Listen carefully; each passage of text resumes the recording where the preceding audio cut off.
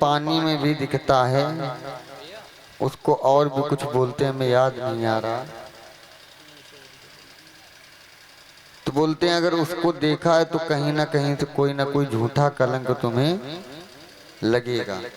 तो गर्गाचार्य ने कहा हमें लगता है तुमने चौथ का चंद्रमा देख लिया है, जो कि भादों की चतुर्थी में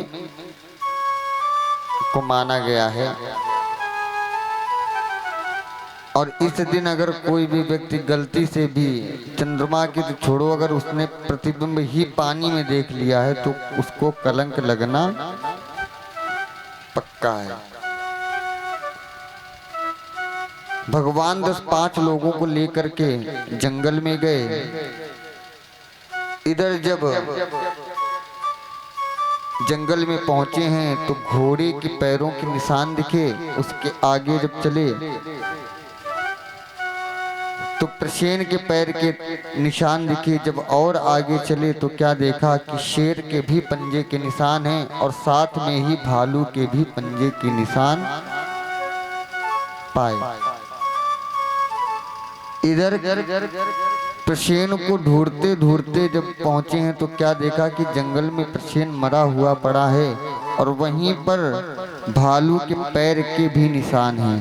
तो कन्हैया ने सोचा हमें लगता है किसी भालू ने ही इनकी हत्या कर दी है। और जब आगे बढ़े तो एक गुफा में उनका प्रवेश हो गया।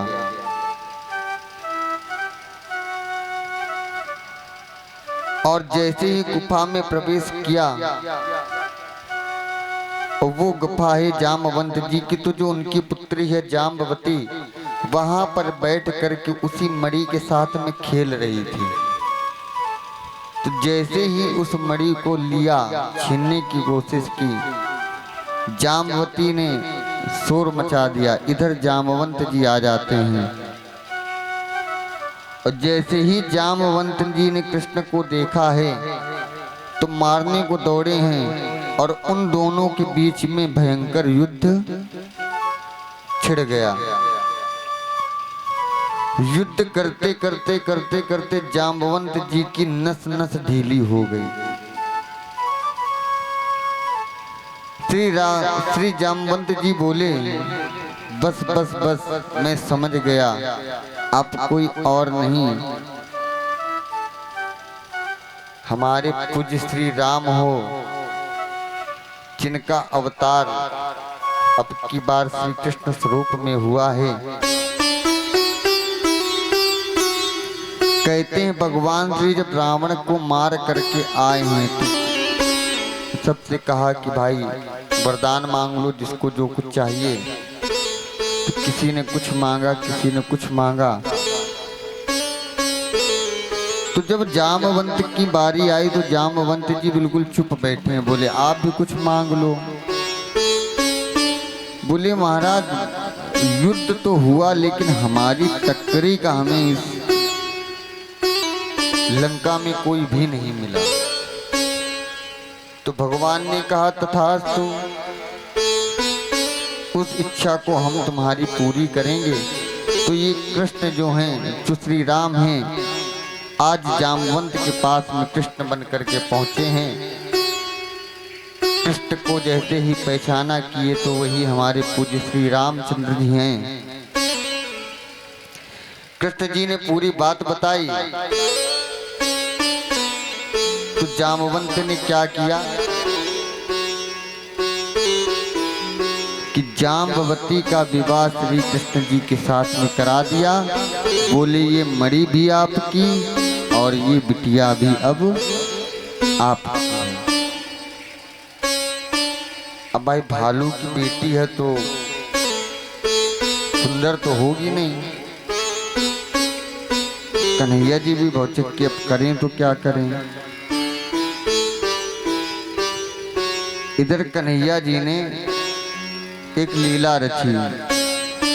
जाम्बवती से कहा जब तुमको लेकर के हम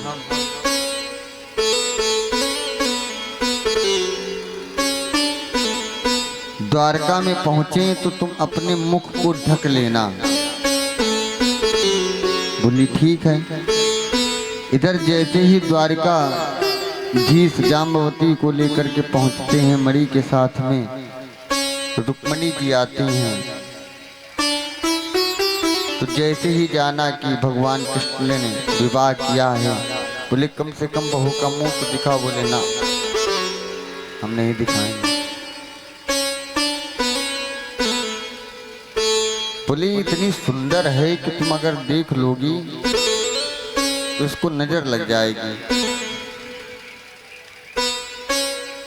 2-4 बार कहा, जब नहीं मानी तो मैया ने कहा अगर इनको इस बात का घमंड है तो मैं तो कहती हूँ कि मेरे ही समान सुंदर हो जाए। भगवान ने तुरंत घूंघट उठाया और जैसे ही घूंघट उठाया है तो जाम्बवती जो हैं बिल्कुल रुक्मणी मैया के तरीके सुंदर दिखने लगी।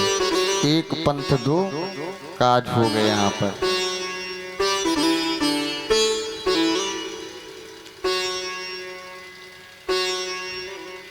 इधर भगवान सत्राजित को मणि वापस करती। अब सत्राजित को रात भर नींद नहीं आई। मैंने अपने द्वारिकाधीश पर ये झूठा कलंक लगा दिया है, कितना बड़ा अपराध किया है मैंने।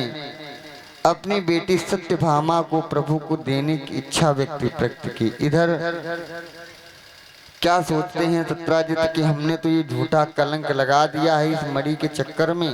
ऐसा करते हैं कि अपनी पुत्री को का विवाह श्री कृष्ण जी से कर देते हैं, मणि का झंझट भी खत्म हो जाएगा, दहेज में हम कन्हैया जी को दे देंगे। इस प्रकार भगवान का तीसरा विवाह सत्यभामा के साथ में संपन्न हुआ। पहला विवाह रुक्मणी के साथ में, दूसरा जाम्बवती के साथ में, तीसरा सत्यभामा के साथ में।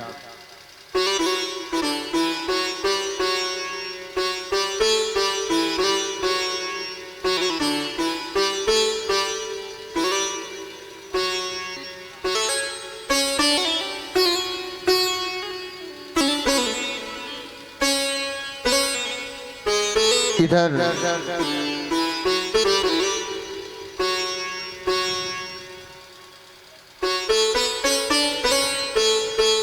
भगवान गए हैं पांडवों के यहाँ घूमने।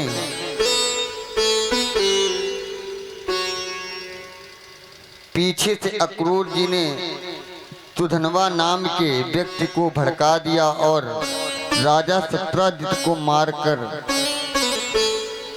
मणि ले ली उस सुधनवा ने।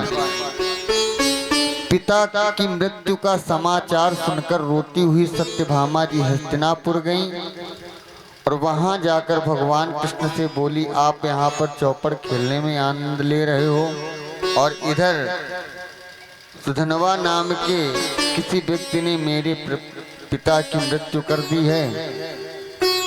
और जैसे ही पिता की मृत्यु के बारे में जाना है, तुरंत कन्हैया वहां से सत्यभामा को लेकर चल दिए और अपने कष्ट को व्यक्त करने लगे। देवी, मुझे बहुत कष्ट है इस बात का कि मेरे ससुर जी को मारने वाले को मैं छोड़ूंगा नहीं। सुखदेव जी कहते हैं, गोविंद इतनी जोर से रोए हैं। राजा ने पूछा, भगवान कृष्ण रोए का है कि मारे? बोले, पत्नी के पिता मर जाने पर नहीं रोने से सत्यभामा जी बुरा मान जाएंगी, इसलिए सत्यभामा के सामने कन्हैया जी रोने का एक तरीके से नाटक कर रहे हैं। लेकिन इधर क्या होता है, नाटक ये जो करने के बाद में ऐसा लगा सत्यभामा को कि भगवान वाकई में बहुत ही दुखी हैं। तो सत्यभामा का दुख भी बट गया। बलराम जी बोले, घर में देखिए तेरे ही पास होगी। तो कन्हैया जी बोले, अच्छा हमने चौथ का चंद्रमा देखा, इस मणि के चक्कर में जाने कितने मर रहे हैं। और जब मणि को ढूंढने के लिए सुधनवा के घर में पहुंचे तो मणि सुधनवा के घर पर नहीं मिली है।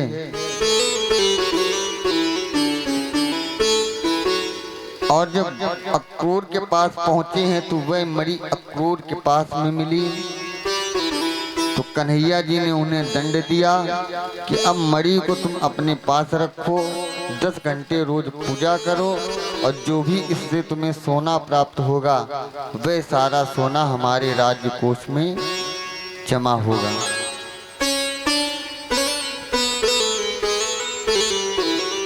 इधर भगवान श्री कृष्ण अर्जुन को लेकर के घूमने जा रहे थे वन में। वहां एक सावली सलोनी नारी को देखा। यमुना के किनारे परम सुंदरी एक स्त्री बैठी थी, एकदम समाधि धारण किए जैसे तपस्या कर रही हो। अर्जुन ने उस स्त्री से पूछा, आप कौन हैं देवी, और इस नितांत निर्जन वन में अकेली बैठी हैं? उस स्त्री ने कहा, मैं कोई और नहीं, मैं सूर्य की पुत्री हूँ और यमराज की बहन हूँ, मेरा नाम कालिंदी है और मैं श्री कृष्ण को पति रूप में पाना चाहती हूँ, उनका वरण करना चाहती हूँ, इसलिए मैं यमुना किनारे बैठ करके तपस्या कर रही हूँ। अर्जुन बोले, वो तो मेरे रथ पर ही बैठे हैं, क्यों नहीं मिल लेती हो जा करके। जब कालिंदी मिलने के लिए पहुंची है कृष्ण जी से,